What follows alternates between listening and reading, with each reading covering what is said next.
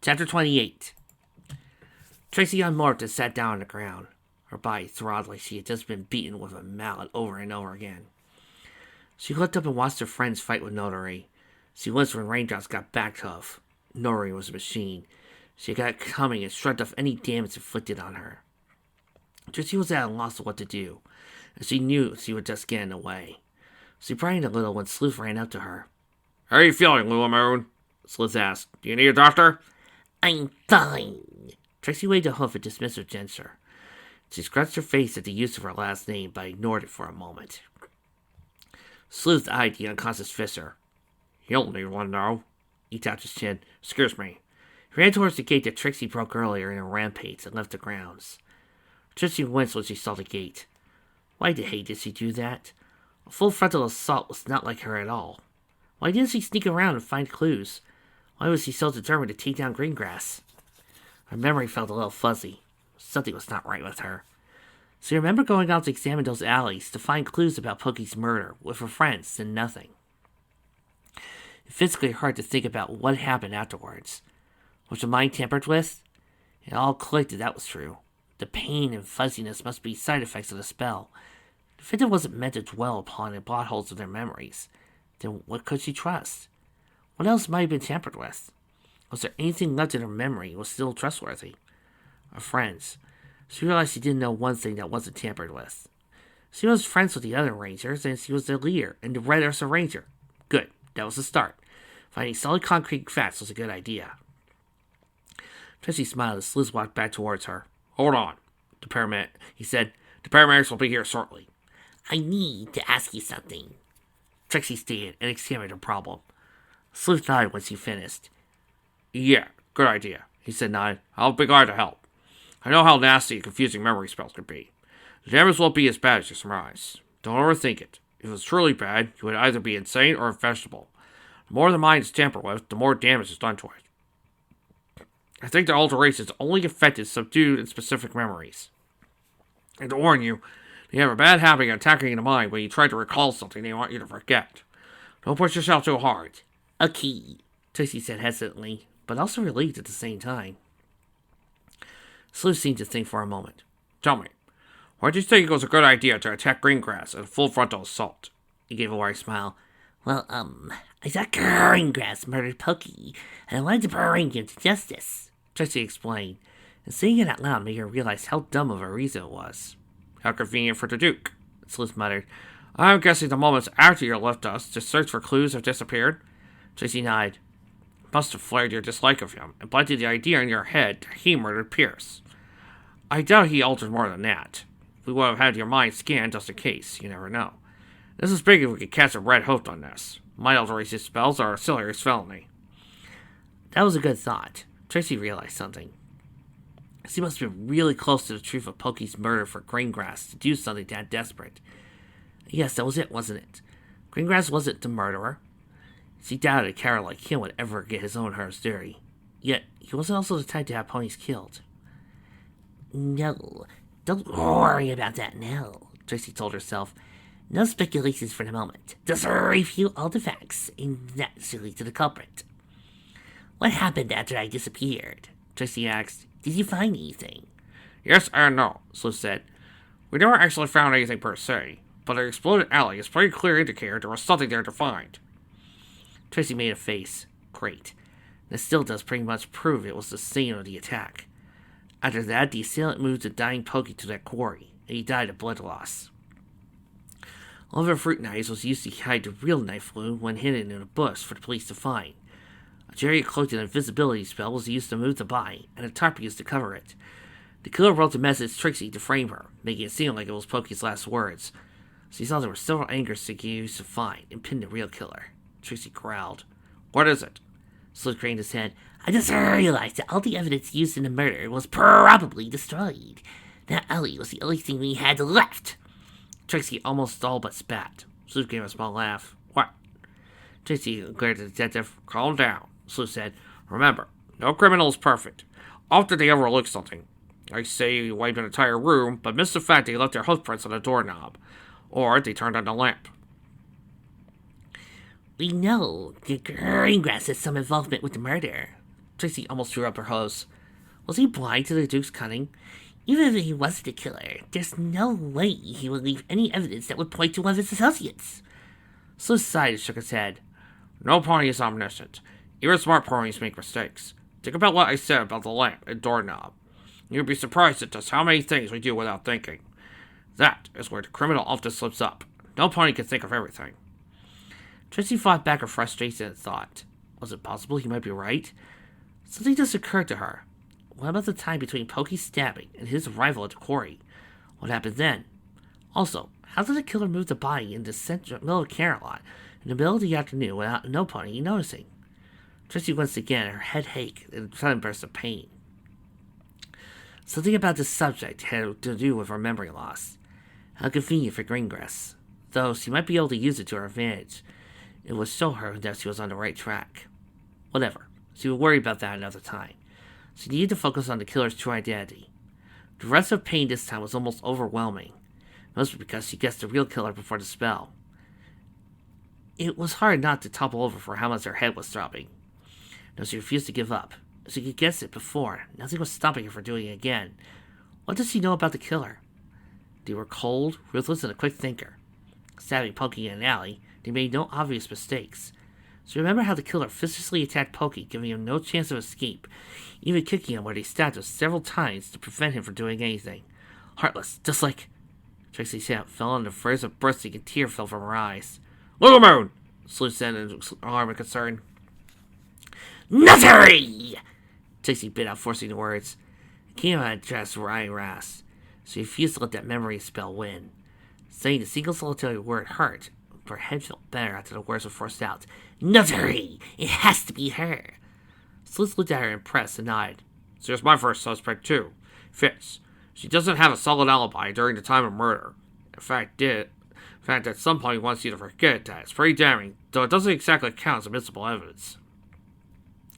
Something just occurred to Trixie. If it was Notary, how did she move Pokey's body from the alley? Notary was not a large mare. It would be difficult for her to move Pokey's large stallion form. Maybe it's nothing. Earth ponies were surprisingly strong. Still, it bothered her, and her instincts told her she was on the right path. Trixie looked at Notary in her yellow armor. The mare was taking Twilight's shots like they were net bites. Twilight was unable to teleport away in time to avoid Notary's chakra into the chest. Notary walked up to Twilight, threw her across the grounds.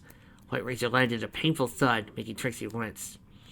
Raindrops, in turn, punched Notary in the face, but the hit barely registered as she received a punch to the gut in response. Raindrops is probably a little bit miffed that she kind of got gypped in the story. Trixie growled. She should be out there helping, and she had to force herself to calm down. Even if she couldn't fight, she could still solve Pokey's murder. A real monster, that one, Sleuth commented. Nothing seems to faze her. It's hard to believe a tiny mare like that could become such a terrifying juggernaut. Trixie's eyes widened in sudden realization. Could that be it? Why not? It was so simple. Maybe a bit of a long shot and might not even work at all, but it was worth a try. Sleuth, do you have any Twilight's luminol left? Trixie asked. Sleuth pulled a spray bottle out of the chemical out of his trench coat and handed it to Trixie. You have an idea? His eyes sparkled with curiosity. Raindrops! Trixie threw the spray bottle to the Black Ranger. Spray it on her! Raindrops grabbed the ball out of the air and nodded. It didn't bother asking any questions. Nori responded by summoning her weapon and cutting the spray bottle in half of its contents, falling to the ground. Only for the liquid to stop in mid-fall, illuminated by Twilight's magical aura. Twilight threw the chemical at Notary, covering with it. Trixie gasped. She was right. Spots appeared on Notary's armor, glowed blue in the dark night and soft lamplight. It was shocking just how much covered her armor. There was a noticeable large glow on her hoof. The bloodstains even extended to her morpher. Trixie pointed right at Notary, staring right at her visor. Notary! You are Pokey's killer! Why am I hearing the Phoenix Wright cornered music? Much to Trixie's surprise, Notary's body slumped like it was drained of all its energy. Trixie thought it was over and Notary gave up, but the Yellow Ranger sprung to life a second later, darted towards Trixie. Oh crap! Trixie's heart raced as she saw death coming right at her. She almost forgot about her powers for a moment. It's morphing! Trixie screamed when Notary threw her chakra right at her. She almost didn't jump out of the way in time. Trixie fell to the ground with a painful thud. She looked up to see Notary looming right over, her chakra ready to strike. Trixie! Twilight teleported in time to block the attack with the broad end of her guns. Get her out of here! She ordered Sleuth, and he nodded. Come on, it isn't safe. Sleuth grabbed Trixie by the hose and pulled her up. She hated running away, but it wasn't time to worry about pride. Raindrops flew down next to Twilight and growled. Gripped her hikes hard. She swung her weapon right at Nori's head, almost toppling the mare to the ground. Raindrops followed up with a vicious kick that set Nori reeling. You are not gonna hurt Trixie, murderer! Raindrops snarled with pent-up fury. She unleashed a barrage of vicious-looking swings of her axe.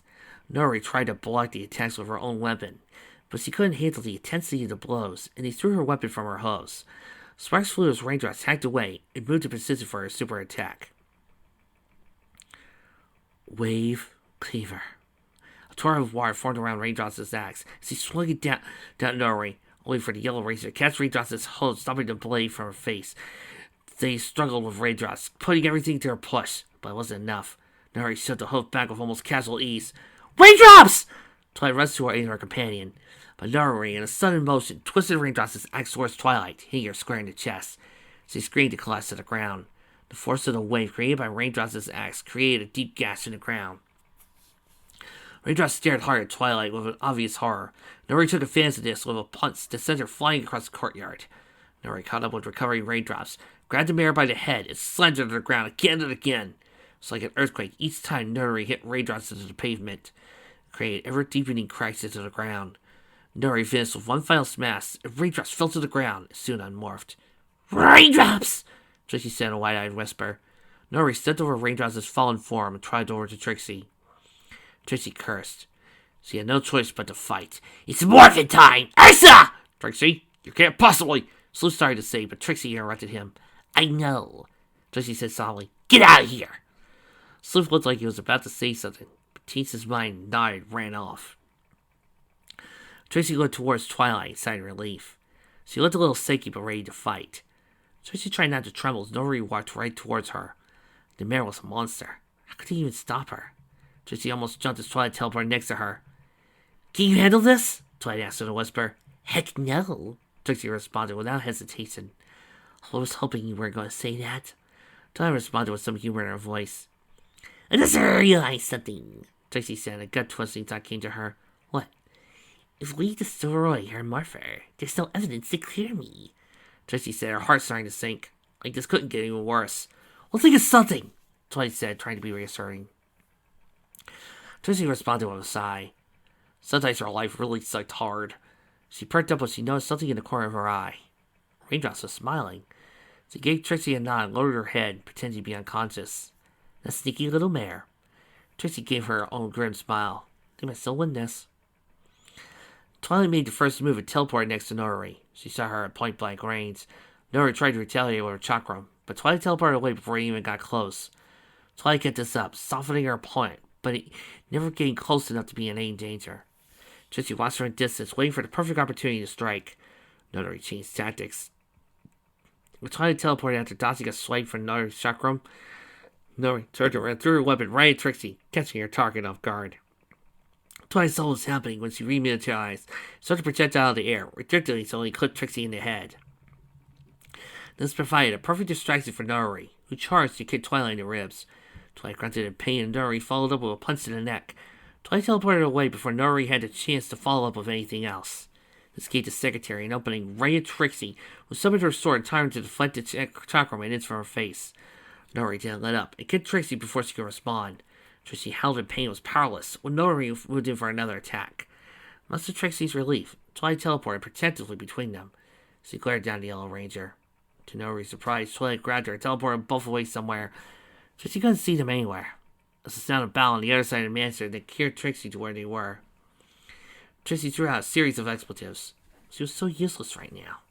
Twilight was smart to teleport Nori away like that. In the end, Trixie was just a distraction that only got in the way. The ground cracked when she punched the ground frustration. Wonderful. There goes that idea, Raindrops said and gave Celtic prestige snort. So much for trying to be clever for once. Can you still fight? Trixie asked, trying up to her. Raindrops nodded. I can. She didn't hurt me as much as I let on. She morphed back to her armor after a moment later. Trixie's mind raced. They might still pull this off. Nobody doesn't know Raindrops is still in the fight. That could mean something. What? She didn't know. Raindrops looked at her expectantly. Well, come on! Trixie said, taking out towards the sound of fighting. When Trixie peeked behind the side of the mansion, it was apparent things weren't going so hard for Twilight. She kept ahead of Nori with her teleporting. Trixie knew that much sense of rapid-fire magic was draining her friend. She was using her teleporting less and less, whereas Nori just kept coming, and it seemed like Twilight was able to do damage to her. Twilight danced around Nori, keeping her distance at all times. Nori, on the other hand, kept her movements minimal, and considering her strength, and only moved or attacked when she had a clear opportunity to strike back. Trixie winced when the sudden punch hit Twilight in her side and she sputtered again. She recovered fast from the hit and was soon on the move again. This wasn't working. If Trixie didn't do something fast, this would end badly for Twilight. Stay here, Trixie whispered to Raindrops. Hey! Trixie yelled, coming from the side of the building. Show yourself at every point of view. Nori turned and stared at her. She couldn't see Twilight's face, but Trixie could tell the mirror was freaking out right now. What are you doing? Raindrops hissed. Just wait here for the signal. I have an idea. Trixie whispered back and started towards Twilight and Notary. Truthfully, she had no idea what she was doing, but since when had that ever stopped her?